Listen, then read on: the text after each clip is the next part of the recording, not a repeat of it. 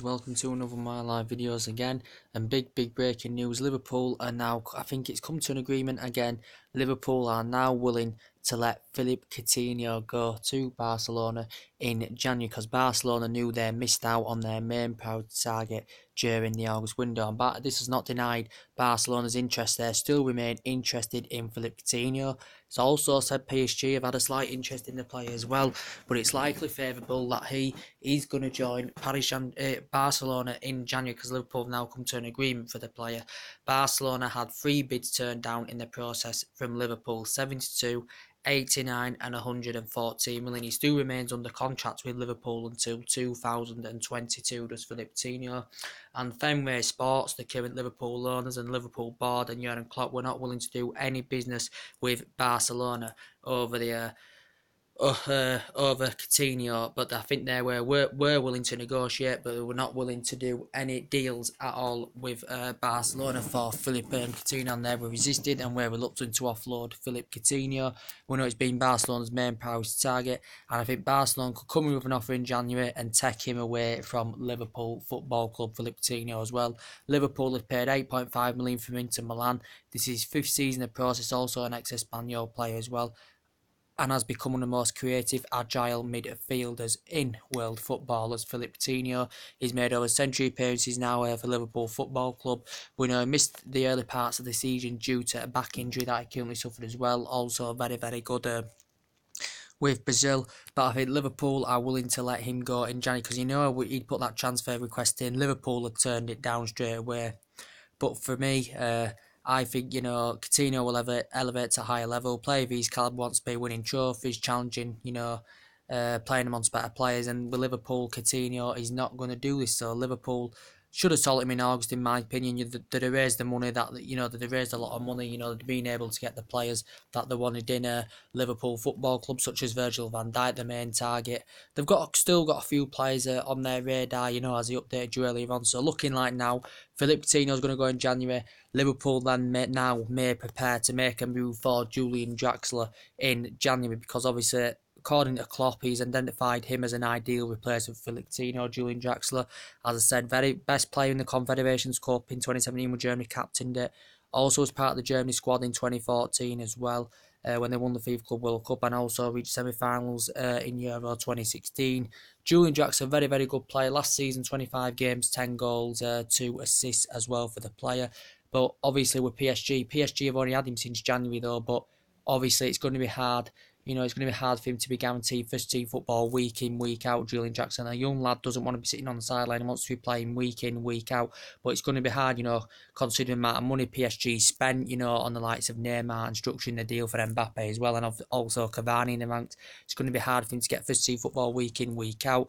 We also know Arsenal have had a long-standing interest in him as well. It's been an Arsenal target as Draxler, but obviously, he's risen up the ranks fantastically well with Schalke. He made 171 appearances, scored 30 goals. Was there quite a few years, went to Wolfsburg, did okay there, and PSG bought him. I think it was about £42 million, but he's only been at PSG since January. But PSG may not be willing to do any business because they've only had the player since January as well in the process. But he made an impact since his arrival in January. He's made a massive impact for PSG. But good with both feet, good in the air, good at driving forward. His power of his shots very good as well as Julian Draxler. But reportedly, Liverpool may make a move for him in January, but we know it's been an Arsenal target as well as Julian Draxler, but also was voted the best player in the Confederations Cup, and I think he scored 1 goal this season as well. So if Liverpool raise the money for Coutinho in January, Barcelona may come in with an offer of maybe 120 million pounds, something like that. Liverpool can generate them funds, maybe go and get Draxler with that money, go get Van Dijk with that money they've generated in January as well. And as I'm saying, I think Liverpool are still going to go for Virgil van Dijk in January, as I do keep saying. I do think they're going to go for Virgil van Dijk in January. As I said, Liverpool couldn't get a deal over the line because Southampton were not willing to offload the player. As I said, Liverpool lended their interest back in June due to an illegal approach as well for Virgil van Dijk. He signed a 6-year deal back in May, did Virgil van Dijk as well. He's obviously been injured for long term as well as Virgil van Dijk. Southampton could have cashed in £70 million. Liverpool were willing to pay that. Southampton have paid £13 million for him from Celtic, where he won the Scottish Cup, the Scottish Premiership at Virgil van Dijk. But Liverpool may revive the interest in him back in January as well, because they definitely need to reinvest that defensive area up as well, do Liverpool Football Club. And Liverpool, I think, still need a prolific goal scorer because the finishing's poor, they're not clinical enough. And I definitely, in terms of their defensive area, I do think they need to add ranks and add depth there, especially, do Liverpool, because they've still got problems, Klein's out, Adam Lallana's out, Sadio Mane's out as well for them, so they've got problems.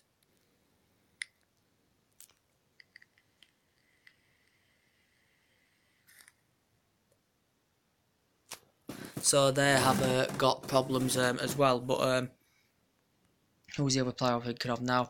And yes, that's it. So he could well go to Barcelona in January. Could Philip Coutinho, he could well go in January to Barcelona. And also, as he updated you earlier on the latest situation about Marco Reus now from Borussia Dortmund, it did say Man United and Arsenal are apparently monitoring an interest in the player. As said, his versatility is very, very good. I think he'd do well for Manchester United, but he's injury prone and he's got a bad reputation of injuries as Marco Reus. But his versatility is good, his ball control is good, his passing ability is good, he's distinctive in his plays, tenacious, he's combative, can play as an attacking mid, can play as a winger, can play as a striker.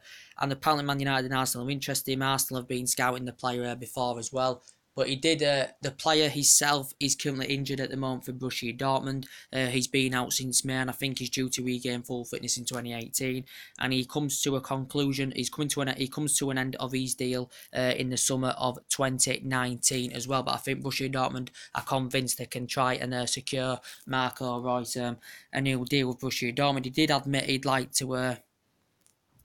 to change in the coming years. He'd like maybe a change in the coming years, but I think at the moment it feels as though he's happy at Borussia Dortmund. But yeah, he's a player for Borussia Dortmund who's made 125 appearances, scored 56 goals. I think this is his now fifth or sixth season in the process now. Borussia Dortmund is the current players. And also, he's just really bad injury though. His injuries would concern me if Man United did get him. It'd concern me because, back in the 2014 FIFA World Cup, he was injured for that, so he missed that. Back in the 2016 European Championship as well, he was injured for that. So he's been injured on several occasions as Marco Reus, so that would concern me a bit. He's a player that risen up the ranks, with Borussia Dortmund.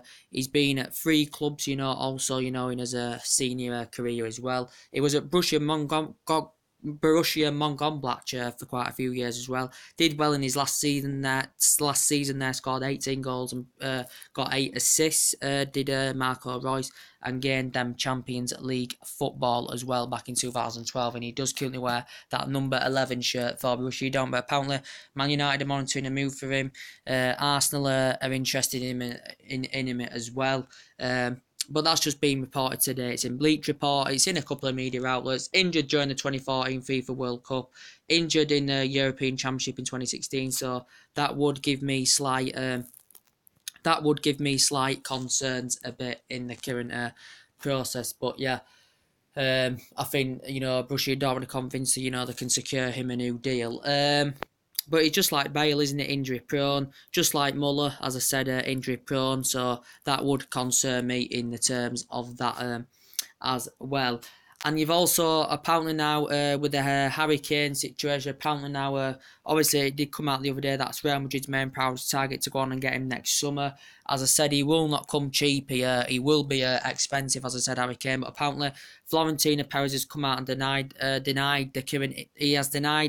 Madrid's interest in Harry Kane. So basically he's denied it. He feels as though he's happy with Benzema at Real Madrid, and he's denied the interest in Harry Kane. It came out the other day. I think it was Dan Bollon, Spanish publication, had reported it out, that it was Barcelona's main priority target was Harry Kane. I said it won't come cheap. Cash only deal, it probably costs in the region of at least 196, 200 million pounds. He's probably going to be worth more than Neymar now in the current process. Said Harry Kane, won the Golden Boot last couple of years, as I said. He's won the Golden Boot, as I said, the last couple of years. He's hit over century goals now for Real Madrid. Tottenham, sorry, should I say, hit over century goals in all competitions. Nearly hit a century goals now in the Premier League as Kane. One September Player of the Month as well. He's won PFA. He's physically good at going around defenders. For me, I think he's getting on the same. He's not as classy as Messi and Ronaldo, but I think he's elevating to that level of Messi and Ronaldo, especially. I think he's starting to complement them now a little bit. Is Harry Kane, because he's scoring. I think he's got 14 goals now in all competitions this season for the player. I think him and Lukaku are the two best strikers in the Premier League without a doubt, but Kane is definitely the best in the current Premier League without a doubt. For 3 years, he's been absolutely phenomenal. Tottenham have been absolutely phenomenal for 3 seasons. Pochettino, very, very good manager. Tottenham have got a very, very good side. But Kane will not come cheap if Real Madrid had to go for him next summer. He will be valued at £200 million, but as I said, Kane has not ruled the Spurs exit out. He probably, there's no need for him to leave Tottenham, at the moment in time or whenever. There's no need for him, the way the Tottenham have been playing. But it may be hard for him to turn a club down like Real Madrid, just like it was for Bale back in 2013. It will be hard to turn a club down like Real Madrid. Big fan base, massive club, good players, good history. It would be pretty hard. But we know Real Madrid have done business with Tottenham in the past with the likes of Bale and Luka Modric as well in the current process. But I'd love Royce at Manchester United, the way that he plays, he can score goals, he can lead the lines, his versatility is good, but the concerns would be his injuries, and that's what really would concern me. So back in 2014, he missed the FIFA Club World Cup due to injury, missed the FIFA World Cup, due to injury, and missed the 2016 European Championships as well due to injury, and he's currently injured now, and I don't think he's due to return to full fitness until 2018, and he comes to an end of his deal in 2019, does Marco Reus as well in the current process. So,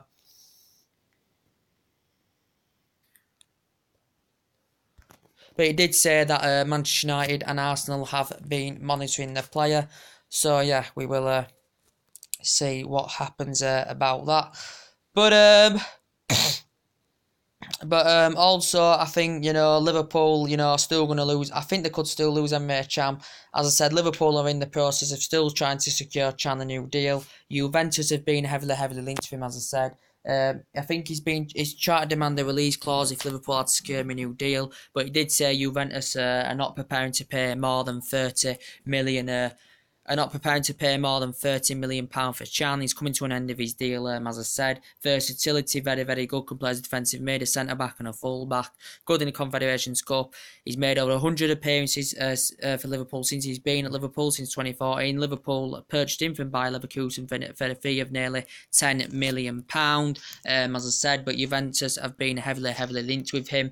So could Emre Can possibly leave in January as well as Philippe Coutinho? But I think it's come to agreement. Liverpool are willing to let him go, but Liverpool will need to find that replacement as well. And they can use that money that they're going to get for Coutinho, generate the money and get the players that they need to get the players in them certain positions that Liverpool need to strengthen up in, especially defensive area. Probably still need a prolific scorer as well, a player that can finish more, be more clinical.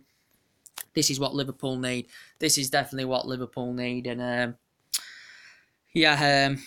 but yeah, it looks like Coutinho could go in January. Some rumours saying he could stay till next summer. Even Klopp said he doesn't know if he'll be at Liverpool next season, Philippe Coutinho. But I think he could. I think he will now. Let me just put my made the move to Barcelona. But yeah, about Can, he could still go to Juventus, possibly. He could still go, but he did say classified Juventus' interest as an honour, but I think he's still focused on Liverpool at the moment, so he's not taking notice of the speculation that's going on, the rumours and that's going on around him at the moment. But for me, with the Valencia situation, he did say, with Carlos Salou, Manchester United, he said, had reportedly been in talks with Valencia over Carlos Salou, and they'd reacted at Valencia, and Valencia had basically denied these negotiations. He's a 20-year-old player, he is a midfielder, and the player recently signed a new deal. He signed a new deal back in May with Valencia. So he signed a new deal back in May with Valencia until 2021 with the club. but apparently Man United have reportedly been in talks. He does have a 70-odd million buyout clause as well, but I don't think Man United are actually willing to pay that off, but we're willing to offer £30 million for the player. He's risen up the ranks, as I said, joined the youth system in 2005 with Valencia, but he's only been in the first team since December 2016 as the current Valencia midfielder as well. But Man United have reportedly been in talks over him as well, because Man United are still looking to address. We're still looking to address our midfield as well. But yeah, and with the Ozil, could Ozil come to Manchester United in January? I do hope that Manchester United can get Ozil in January, guys, if I am quite honest with you. I do really, really like him. I think he'd bring a lot to United as well. Good at creating chances, good at providing assists, very tenacious, very, very good playmaker, as I said. But he reportedly told his teammates the other day that he wanted to join Manchester United. The agent of Ozil had actually suggested now that the contract talks are going in the right direction, as it did confirm it didn't. But he did confirm the other week that the contract talks, over securing Ozil a new deal. The contract talks are currently stalled. Reportedly was demanding a higher wage as well, was Mesut Ozil. He was demanding over 300,000. He turned down £275,000 a week from Arsenal. And he's keen on reuniting with Jose Mourinho. After they were fantastic together at Real Madrid. They spent 3 good years together at Real Madrid, won honours. Ozil made over a century of appearances. He's now made over a century of appearances for Arsenal. He was also in the Bundesliga 5 years with Schalke, Werder Bremen. Very good, highly experienced player, and he put his best performance out against Everton this season, because he scored his first goal this season against Everton. He scored his first goal this season, got 1 assist as well, Ozil. So is he playing for the move? We don't know. If he doesn't sign a new deal, he doesn't leave January, become a free transfer next summer. But as I said, Arsenal would rather cash in. I'd love him. And Jose Mourinho says he's a very, very good number 10 as well, his Mesut Ozil. Very, very good number 10 in the current process as well. What else was I going to say? What else would I going to update you on now? I'm trying to think of the other player I was going to update you on. So that's about Ozil. Sanchez is definitely going to go. As I said, he's refusing to sign a new deal. City are going to get a deal over the line for him for £20 million in January. So he's going to leave Arsenal in January, because he did want to make the move, didn't he? First time in two decades, Arsenal have not had Champions League football. Arsenal, they got a result against Everton, but before that lost to Watford. So Arsenal went on a bad run of form. Then, they went on a bad run of form. Since Liverpool game, they started winning games.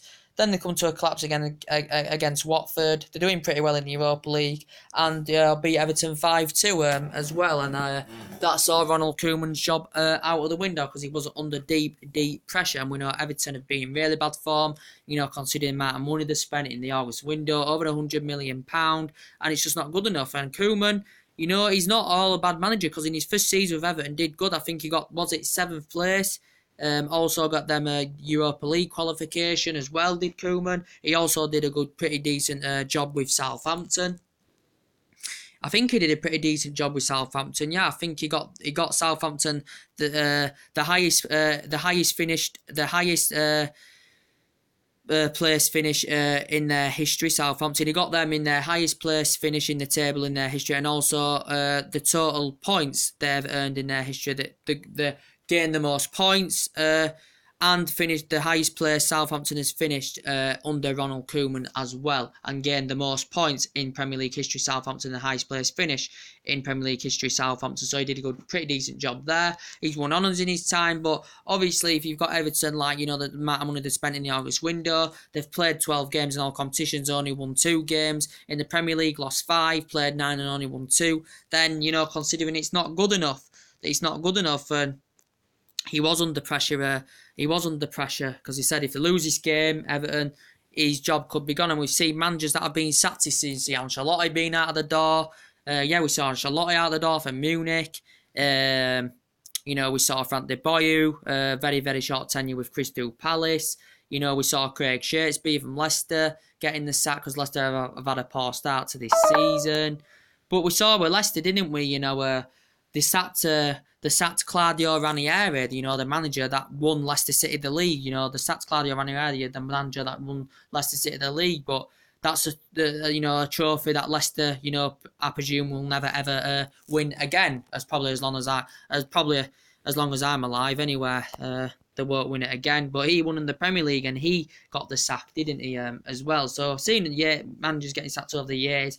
But the board is now more stricter, as we all know. The board is a lot more stricter than it currently used to be as well in the current process. So that's what I'm saying. So I think City, as I said, I think City are going to get a deal over the line for Sanchez, as I said, because Pep Guardiola worked him fantastic at Barcelona. He worked him fantastic at Barcelona, did Pep Guardiola. Very, very good manager, Guardiola. Good pedigree, just like Mourinho's got a fantastic pedigree. But I think Sanchez, he's definitely going to go to City in January for £20 million. Refusing to sign a new deal, wants Champions League football, and he's got it with City. With City, he's going to presumably a better team. He's going to be playing amongst better players, and Arsenal, can cash in for Sanchez in January.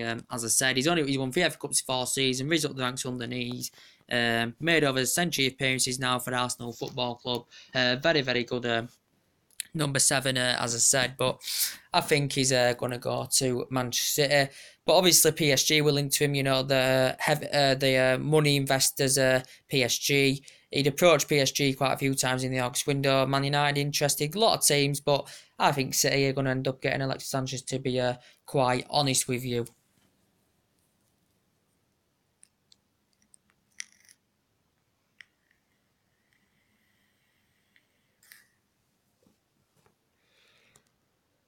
What else was I saying as well?